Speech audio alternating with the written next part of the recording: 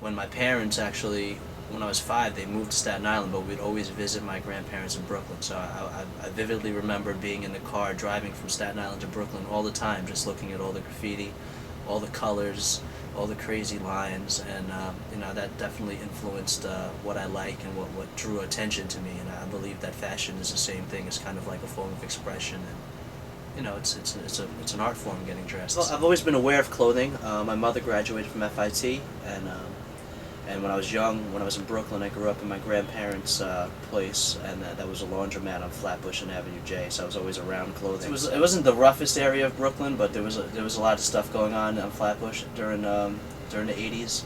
So a lot of people would submit clothes to get cleaned, and they would either get locked up or they would get murdered, and no one would ever pick it up. And certain things I would take into my own. Grandfather taught me how to do origami when I was a kid, back in the laundromat in Brooklyn. He used to teach me how to fold pinky rings out of dollars, and I actually you would always find me wearing a $100 pinky ring everywhere, and I actually stopped wearing it now, but that's not. I got my favorite sneakers on. These are the Jordan 3s, came out in '88. I love the crackle, the texture on them. It's the first appearance of the Jumpman logo, which is the Jordan logo that is represented for all brands now, and I guess I just like, they're from '88, so I remember wanting them as a kid. It's really hard for me to determine what my favorite sneaker is because I have over 1,000 pairs of sneakers. It's like that line that Nas said. What Nas said, he goes, I'm a sneakerhead and I rock chains that excite the feds. So I got my chain on, got my kicks. I've been buying gold in China for a while, so I bought this actually a long time ago. And this guy right here, this is Guangdong, and he's the Chinese god of war. He's like the protector. He represents loyalty. And actually, the first watch that was made, it was for the guy, the aviator, Santos, and he had to calculate how long he was in the air. So Cartier took a clock and put it on the wrist. And I think it's funny that, it just shows how fashion comes back around, because the style of big, obnoxious watches are actually in again. But when this was made, it was due to the limitations. These came out a couple weeks ago. The original one was in purple. This is the copper foamposite, and it's actually compressed foam with like a carbon fiber pieced bottom.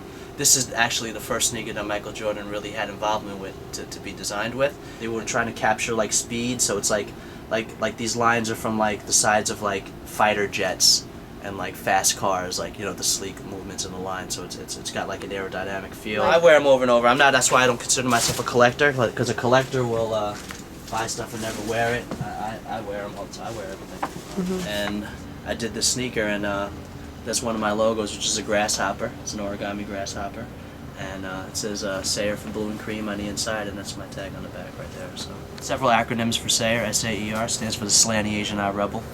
It stands for setting an example righteously. Although I don't know if writing on the street is doing that. But why not? This grasshopper is like kind of referenced off of David Carradine in the old kung fu movie, like the young grasshopper, like the apprentice trying to grab the stone from the master's palm and get to the next stage of enlightenment, that type of thing. But this fabric right here is actually Tyvek, and it's made by DuPont. It's an insulation fabric that keeps warmth in between walls when they're building houses. I used it because of the paper-like consistency and the resemblance to origami. The pattern on it is a watermelon print, and I'm referencing that because there's a bill, again, back in the 1800s, called the Grand Watermelon. And what it is it was a $1,000 bill, and the back of the bill, the 3 zeros look like watermelon. So that was my reference for this collection. Not only is the theme of origami in the collection, but also in the construction of the garment. If you look at the end of the placket over here, that's the first fold. See the first fold, the corner folded up. Then my first elbow patch. The elbow patch over here is the outside of the watermelon, so it's like the layer, the outer shell. And these are just military issue cargo pants. Get them at any Army Navy store. I just like them because of the thick canvas. It feels like you could stop a bullet. So it was in St. Bart's, and the mosquito nets they have in the huts because there's so many mosquitoes. Yeah. So I found this mesh netting, and it's actually a removable Tyvek liner. This one actually shows the folds of the grasshopper, the origami folds, step by step, hand sketched on Tyvek. Born near the horse, so this is strong and fast like a horse in his handwriting, and it's an old Chinese writing actually. Part of an Africa initiative to help aid Africa with education. He formed a company called DEF, which stands for the Diamond Empowerment Fund. It's like a playoff of the Def Jam, and this bracelet is actually made in Africa. It's malachite beads with a gold diamond cage with a 1-carat raw diamond, and it's certified non-conflict. What's it called? Cal, I think it is.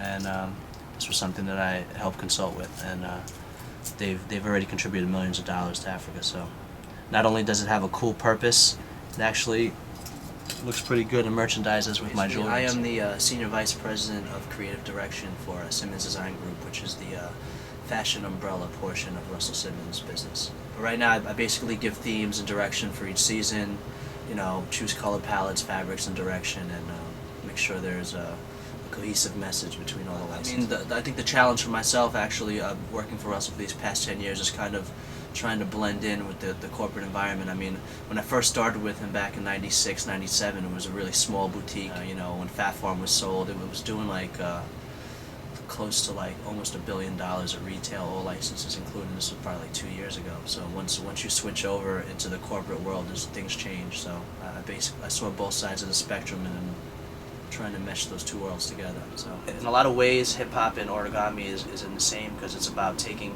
something from nothing and turning it into something. You know, it's about molding it, and you know, fashion and music is a form of expression as well as art. You know, working for Russell has been really great because he comes from both backgrounds, very successful, and I think in allowing myself to contribute to his needs, I've learned a lot in the process.